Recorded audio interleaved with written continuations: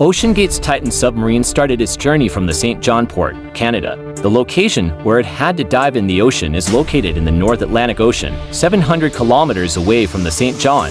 At the same point, beneath the cold waters, lies the shipwreck of the Titanic in the depths of the ocean. This journey was initiated on Saturday, the 17th of June 2023, and according to the plan, Titan was to be launched at 8 o'clock in the morning on the next day, Sunday. Let me tell you here that a problem was noticed in Titan before the dive. Despite that, the decision was made to lower it into the ocean at the risk of one's life.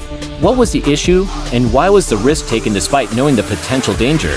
Welcome back, once again to Discover TV's videos. Viewers, a total of 5 people were on the trip, including Hamish Harding, the founder of Ocean Aviation. He had also traveled to space with Jeff Bezos. Second is Stockton Rush, who is also the CEO of OceanGate, an American company that provides submersibles for ocean tourism. In the third place was 77-year-old Paul Henry, who had visited the Titanic before. He was an expert on shipwrecks and had a lot of knowledge about the shattered parts of the Titanic. And finally, Pakistani business tycoon Shahzada Dawood along with his son Salman was a part of the same submarine. On the 17th of June, before the dive, Hamish Harding had made his last post on the internet. He said that their dive has been delayed due to severe cold weather, and tomorrow morning when the weather will be better for a while, we will dive. These 5 people were going to see the wreck of the famous Titanic to fulfill their passion. After sinking in 1912, efforts to find it continued for the next several years. But due to the harsh conditions of the Atlantic Ocean, this task was not so easy. Then, in 1985, finally, the wreckage of R.M.S. Titanic was found on the ocean floor. Titanic had left so many questions behind that it was time to find the answers. Dozens of expeditions were arranged, in which experts and researchers from different countries visited the Titanic shipwreck.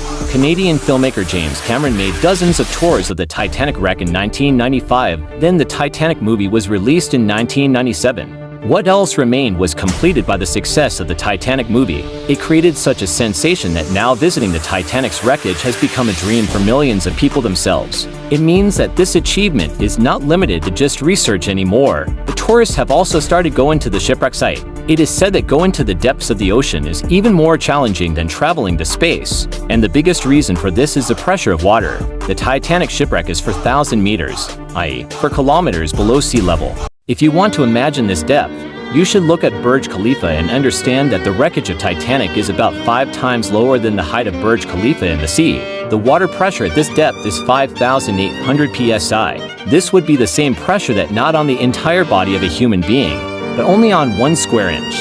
An entire elephant were to be placed. So now you can estimate how many square inches there will be in a submarine and how much pressure will be exerted on it. Well, Sunday the 18th of June 2023, the submarine journey started at 12 noon. Normally, it takes about 2 hours to reach the Titanic, but after an hour and 45 minutes, the mothership Polar Prince, which was waiting above, lost contact with the submarine. If it was supposed to take 2 hours to reach the Titanic, losing contact just 15 minutes earlier indicates that the submarine had already gotten quite close to the Titanic. It is impossible for sunlight to reach this depth of the ocean. And here, there is always extremely intense darkness. It is normal for the wireless signal to break at such a depth.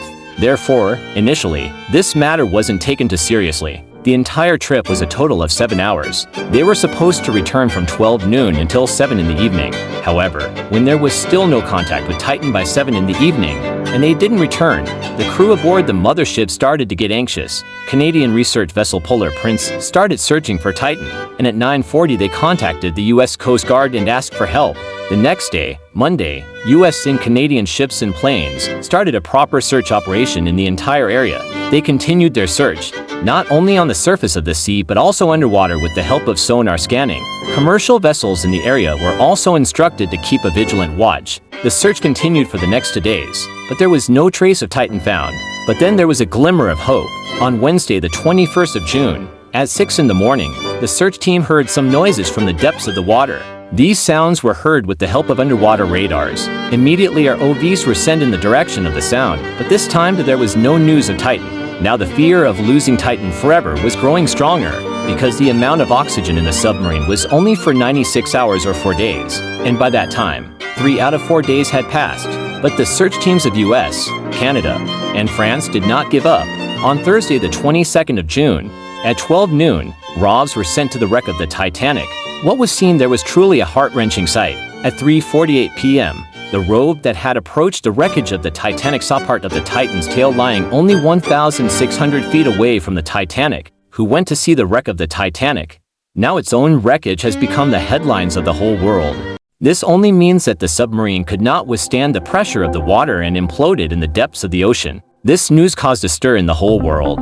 Many questions were raised on the safety of OceanGate. OceanGate CEO Stockton Rush, who himself lost his life in this incident, said in 2021 that he knew he had broken some rules while making Titan, because he made the Titan not from steel but from aviation-grade carbon fiber. But he wanted to bring some new innovations to the industry, which is why carbon fiber was used by replacing steel. For the first time, before launch, Titan was tested at pressures of 5,000 to 10,000 psi, which it had passed. However, experts believe that there are thousands of different forces that impact submarines, in which there is not only pressure but also flow of water which is created due to waves. Additionally, due to the darkness, it is also possible that a heavy rock or sea creature may have hit the submarine. Whatever the case, one reason for Titan's demise was its carbon fiber hull.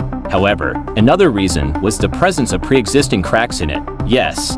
In 2019, the Titan submarine also carried a businessman named Carl Stanley, and at that time too, it was being operated by OceanGate CEO. Carl mentioned that during that trip, as they were descending, he heard a cracking sound coming from Titan's hull. Carl, 1 point. I was actually even able to drive the submarine towards deeper water. Carl, by this sound of cracking getting louder. At that time, he didn't pay much attention to that sound because he had full confidence in OceanGate CEO, who had designed the submarine himself. But after the accident, he told CNN that the sound might have been a warning that the Titan's body could not withstand the pressure of the water. If this is true, then there is no doubt that cracks had started to develop in Titan's hull beforehand. In 2018, an OceanGate's executive spoke out against Titan's carbon fiber body. Their statement was that this issue would only become evident a few milliseconds before the implosion of the submarine, and in reality, that's exactly what happened. At the depth where Titan imploded, experts believe that it would have taken only about 0.3 seconds for it to collapse. I hope you will like and share this video of Discover TV. Thank you so much for your kind comments. See you in next awesome video.